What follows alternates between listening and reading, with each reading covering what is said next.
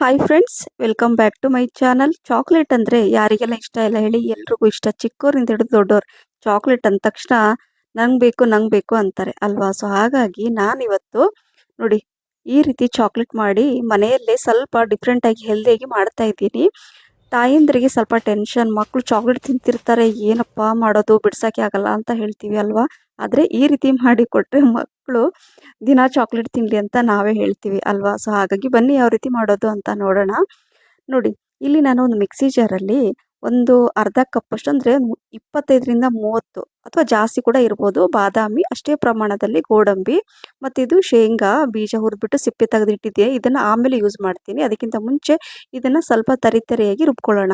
ನೋಡಿ, ಈ ರೀತಿಯಾಗಿ ತರಿತರಿಯಾಗಿ ರುಬ್ಕೊಂಡು ನೋಡಿ, ತುಂಬ ಫೈನಾಗಿ ಬೇಡ, ಎಷ್ಟು ತರಿತರಿಯಾಗಿರುತ್ತೋ ಅಷ್ಟು ಚೆನ್ನಾಗಿರುತ್ತೆ. ಸೊ ಈಗ ಏನು ಮಾಡಬೇಕಂದ್ರೆ, ಸ್ವಲ್ಪ ಜಾಸ್ತಿ ಪ್ರಮಾಣದಲ್ಲಿ ಇದು ಖರ್ಜೂರ ನಾನು ಅಂದರೆ ಬೀಜ ತೆಗೆದ್ಬಿಟ್ಟು ಹಾಕ್ಕೊಂಡಿದ್ದೀನಿ. ಒಂದು 25 ರಿಂದ 30 ಅಥವಾ 30 ರಿಂದ 35 ಜಾಸ್ತಿ ಹಾಕ್ಕೊಳ್ಳಿ, ಕಡಿಮೆ ಬೇಡ, ಯಾಕಂದರೆ ಸ್ವೀಟ್ನೆಸ್ ಬರೋದು ಇದರಿಂದನೇ. ಹಾಗಾಗಿ ಎಷ್ಟು ಕ್ವಾಂಟಿಟಿ ನೀವು ಬಾದಾಮಿ ಗೋಡಂಬಿ ಯೂಸ್ ಮಾಡಿರ್ತಾರೋ ಅಷ್ಟು ನೀವು ಹಾಕ್ಕೋಬೋದು. ಸೊ ಇದನ್ನು ಹಾಕ್ಕೊಂಡು ನೋಡಿ, ತರಿತರಿಯಾಗಿ ನಾನು ರುಬ್ಕೊಂಡು ಇಟ್ಕೊಂಡಿದ್ದೀನಿ. ಇವಾಗ ಇದನ್ನು ಒಂದು ಪಾತ್ರೆಯಲ್ಲಿ ನಾನು ತೆಗೆದಿಡ್ತೀನಿ. ಖರ್ಜೂರದೇ ರುಚಿ ಬರುತ್ತೆ. ಹಾಗಾಗಿ ಗೋಡಂಬಿ, ಬಾದಾಮಿ, ಖರ್ಜೂರ ಸೇಮ್ ಕ್ವಾಂಟಿಟಿಲಿ ಕೂಡ ನೀವು ಹಾಕ್ಕೋಬೋದು, ಆದರೆ ಫೈನಾಗಿ ರುಬ್ಕೋಬಾರ್ದು. ಇಲ್ಲಿ ಒಂದು 2 ರಿಂದ 3 ಟೇಬಲ್ ಸ್ಪೂನಷ್ಟು ಶೇಂಗಾ ಬೀಜ ಹುರಿದ್ಬಿಟ್ಟು ಸ್ವಲ್ಪ ಸಿಪ್ಪೆ ತೆಗೆದು ಇಟ್ಕೊಂಡಿದ್ದೆ. ಫುಲ್ ಇಡಿಯಾಗಿ ಹಾಕ್ಕೋಬೇಕು, ಅಥವಾ ಎರಡೆರಡು ಭಾಗ ಮಾಡಿ ಕೂಡ ಹಾಕ್ಕೋಬೋದು. ಇದು ಹೀಗೆ ಇರಬೇಕು, ತಿನ್ನುವಾಗ ಕ್ರಂಚಿಯಾಗಿರುತ್ತೆ, ರುಚಿ ತುಂಬ ಚೆನ್ನಾಗಿರುತ್ತೆ. ಹಾಗಾಗಿ ಮಿಕ್ಸಿ ಜಾರಲ್ಲಿ ಹಾಕ್ಕೊಂಡು ಇದನ್ನು ಪೌಡ್ರ್ ಮಾಡ್ಕೋಬಾರ್ದು. ಈಗ ಇಲ್ಲಿ ನಾನು ಡಾರ್ಕ್ ಚಾಕ್ಲೇಟ್ ತೊಗೊಂಡಿದ್ದೀನಿ. ನೋಡಿ, ಇದನ್ನು ಓಪನ್ ಮಾಡಿದ ತಕ್ಷಣ ನೋಡ್ತಾ ಇದ್ದೀನಿ, ಆಲ್ರೆಡಿ ನನ್ನ ಮಗ ನೋಡಿ ಕಟ್ ಮಾಡಿ ಆಲ್ರೆಡಿ ಸ್ವಲ್ಪ ತಿಂದಿದ್ದಾನೆ.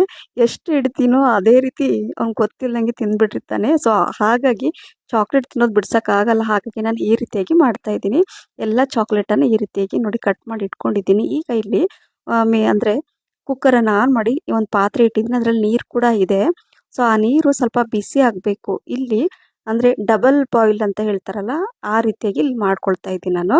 ಈಗ ಇಲ್ಲಿ ಒಂದು ಪಾತ್ರೆಯಲ್ಲಿ ನಾನು ಏನು ಕಟ್ ಮಾಡಿರುವಂತಹ ಚಾಕ್ಲೇಟನ್ನು ಹಾಕ್ಕೊಂಡಿದ್ದೀನಿ. ಸೊ ಈಗ ಇದನ್ನು ನೋಡಿ, ಈ ಥರ ಇರಬೇಕು, ಬೇಗ ಮೆಲ್ಟ್ ಆಗುತ್ತೆ ಅಂತ ನಾನು ಈ ಥರ ಕಟ್ ಮಾಡ್ಕೊಂಡಿರೋದು. ಈಗ ಈ ಒಂದು ಸ್ಪೂನಿಂದ ಈ ಥರ ಕಂಟಿನ್ಯೂ ಮಿಕ್ಸ್ ಮಾಡ್ತಾ ಇರಬೇಕು. ನೀರು ಕೆಳ ಬಿಸಿ ಆಗ್ತಾ ಇರುತ್ತಲ್ವ, ಅದರಿಂದ ಇದು ಬೇಗನೆ ಮೆಲ್ಟ್ ಆಗುತ್ತೆ. ಸೊ ಪರ್ಫೆಕ್ಟಾಗಿ ಇದು ಮೆಲ್ಟ್ ಆಗಿದೆ. ಒಂದು 2 ರಿಂದ 3 ನಿಮಿಷ ಸಾಕು, ಮೆಲ್ಟ್ ಆಗಿಬಿಡುತ್ತೆ ಬೇಗ. ನೋಡಿ, ಈ ರೀತಿಯಾಗಿ ಆಗಬೇಕು. ನೋಡಿದ್ರಲ್ಲ?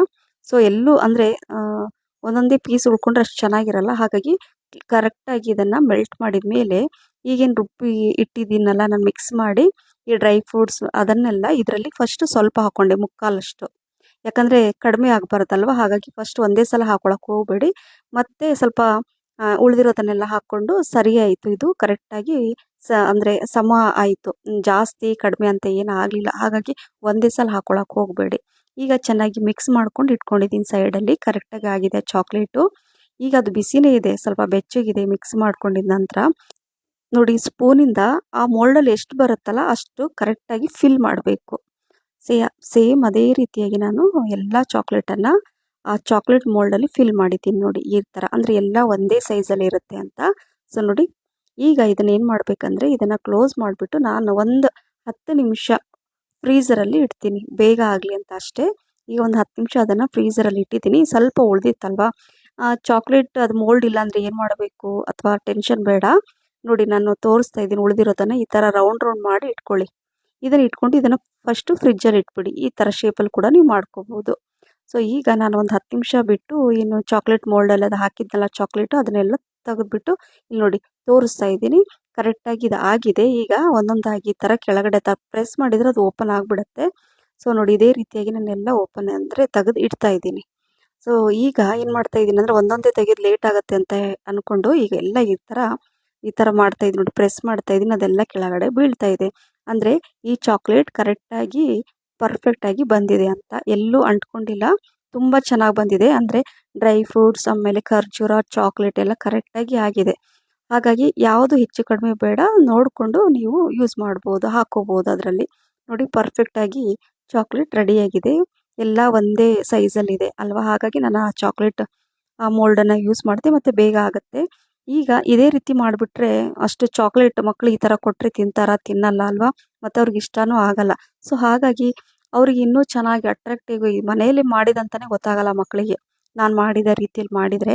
ಸೊ ಹಾಗಾಗಿ ಇಲ್ಲಿ ನಾನು ಈ ಚಾಕ್ಲೇಟ್ ಮಾಡುವಂಥ ಈ ಪೇಪರ್ ಇರುತ್ತೆ, ಸೊ ಇದನ್ನು ಈ ಈ ಪೇಪರಲ್ಲಿ ಏನು ಮಾಡಬೇಕಂದ್ರೆ, ನಾನು ಒಂದು ಪೇಪರಲ್ಲಿ 4 ಚಿಕ್ಕ ಚಿಕ್ಕದು ಅಂದರೆ ಎಷ್ಟು ಬೇಕೋ ಅಷ್ಟು 4 ಭಾಗವಾಗಿ ನಾನು ಕಟ್ ಮಾಡ್ಕೊಂಡಿದ್ದೀನಿ ನೋಡಿ ಈ ರೀತಿಯಾಗಿ.